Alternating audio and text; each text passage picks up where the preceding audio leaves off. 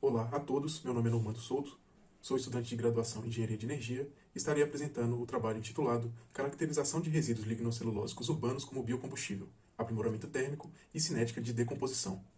Um problema que enfrentamos hoje no Brasil e no mundo é o da gestão de resíduos sólidos urbanos. Em Brasília, enfrentamos também o problema das podas de árvore. Essas podas têm resultado na sobrecarga de aterros. Como podemos ver na imagem, temos aí um amontoado de podas e tenta-se hoje buscar soluções para essa gestão de resíduos. No caso das podas, um aproveitamento pode ser por meio da combustão e do tratamento térmico dessas podas para sua conversão energética. Muitos produtos podem ser obtidos a partir do aproveitamento energético da biomassa, sejam eles diretamente a eletricidade ou calor, assim como bioóleo, outros combustíveis, seja líquido como o biodiesel, sejam gasosos como metano, sejam também pellets, ou seja, por exemplo, a madeira torreficada. Bom, nessa figura a gente consegue ver quais são as características da biomassa antes do tratamento de torrefação e depois desse tratamento. A torrefação ocorre, em atmosfera inerte e a temperaturas de 200 a 300 graus Celsius, e a biomassa in natura ela apresenta características como, por exemplo, maior umidade, menor poder calorífico, menor densidade energética, se apresenta como um material higroscópico de difícil moagem e com propriedades não uniformes. Após o tratamento, a gente observa que a biomassa torrificada ela apresenta uma menor umidade, maiores valores de poder calorífico, maior densidade energética, se apresenta como um material hidrofóbico, de mais fácil moagem e com propriedades mais uniformes. Os objetivos desse trabalho são, então, caracterizar energeticamente o biocombustível constituído pela RSU lignocelulósica da cidade de Brasília a partir de uma mistura representativa das espécies aqui da cidade. E também comparar os diferentes tratamentos aos quais as amostras foram submetidas. De forma geral, a metodologia desse trabalho consistiu em obter as amostras das espécies mais representativas da região, a partir delas fazer a moagem, fazer uma mistura, que a gente chamou de blend, ao longo do trabalho, para depois passar por um processo de torrefação e, posteriormente, fazermos as análises químicas e termogravimétricas desse processo, assim como também fazer as análises dos produtos. Tudo isso acompanhado de uma análise numérica de modelagem desses experimentos. Quanto ao preparo das amostras, elas foram recebidas, cortadas com casca em moinho de martelo, peneiradas em peneiro de 60 mesh. Depois disso, foram misturadas proporcionalmente, de acordo com a quantidade de espécies encontradas aqui na região, e secas a 104 graus Celsius para suas análises químicas preliminares.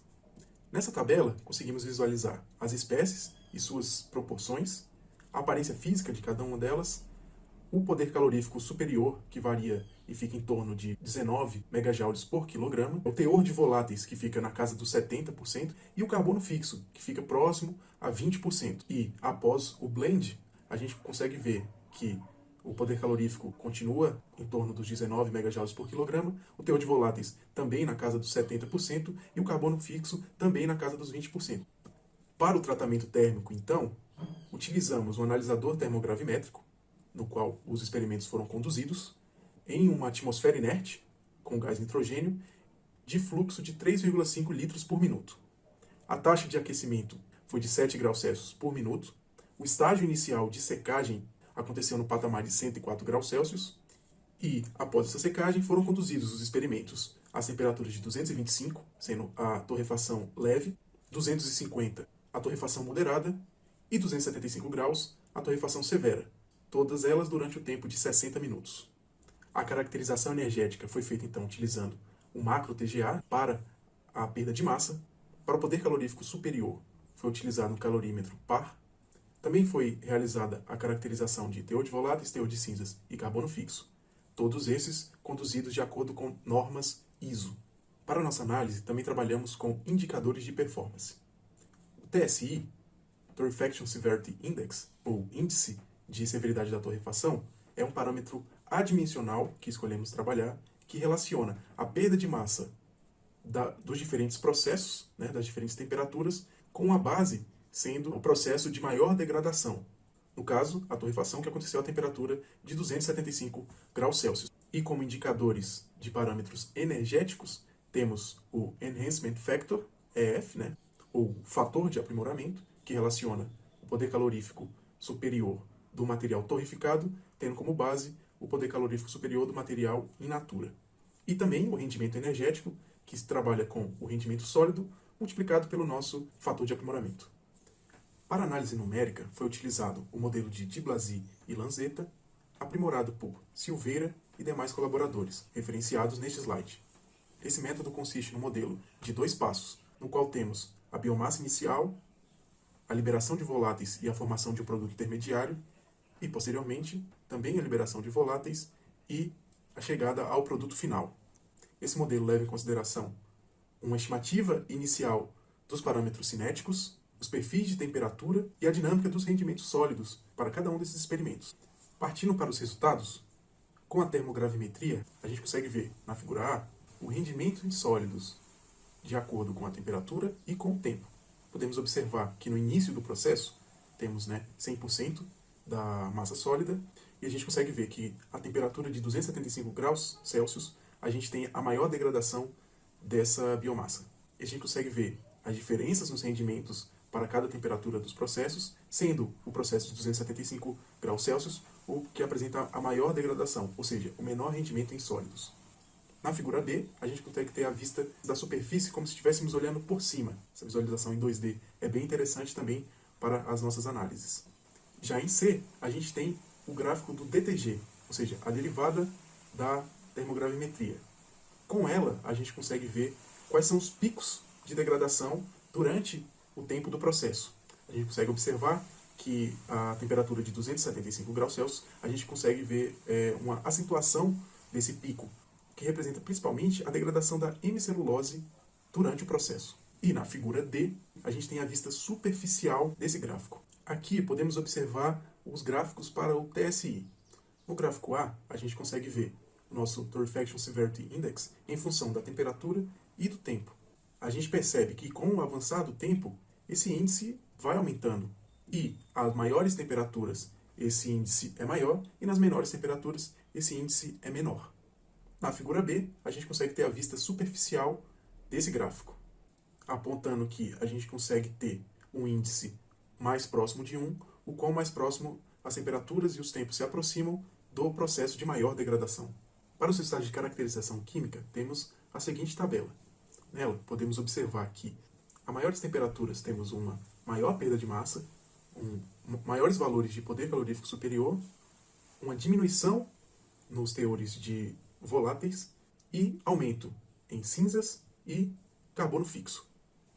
Já no gráfico, a gente consegue observar que ele relaciona o teor de carbono fixo e de materiais voláteis em relação ao TSI. É interessante observar que foi encontrada uma correlação linear muito boa, de 0,98 para os voláteis e de 0,99 para o carbono fixo. Então, como podemos observar, com o aumento do TSI, ou seja, com o aumento da severidade do processo, temos uma diminuição no teor de voláteis e um aumento no teor de carbono fixo. Em relação às propriedades energéticas, também encontramos ótimas correlações lineares. No caso do gráfico A, de poder calorífico com o TSI, a gente vê que com o aumento da severidade do processo, há um aumento significativo do poder calorífico superior. Em relação ao gráfico B, do fator de incremento do PCS, que está intimamente ligado ao gráfico A, nós vemos que há um aumento de mais de 10%, ou seja, 1,1 de fator de incremento na biomassa submetida ao processo de torrefação a 275 graus Celsius em relação à mistura in natura. Em relação ao gráfico C, que apresenta os rendimentos sólido e rendimento energético, nós podemos visualizar essas duas curvas. A curva de baixo é a curva do rendimento sólido, já a curva de cima, a curva do rendimento energético. E o que isso mostra? Bom, quando comparamos o rendimento sólido com o rendimento energético à temperatura de 225 graus Celsius, nós percebemos que esses valores de rendimento são muito próximos. Já quando a gente trabalha com o TSI igual a 1, dado a temperatura de 275 graus Celsius, a gente tem uma maior diferença entre o rendimento sólido e o rendimento energético. Assim, fica evidente o incremento dado ao material que passa por processos de torrefação de severidade mais alta.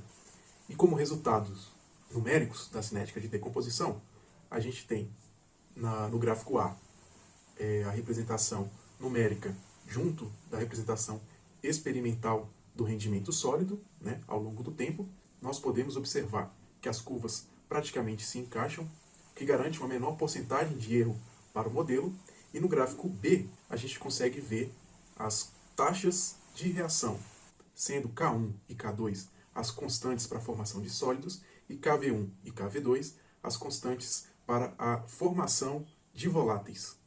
O que a gente percebe com o gráfico é que em maiores temperaturas acontece que essa degradação é mais rápida.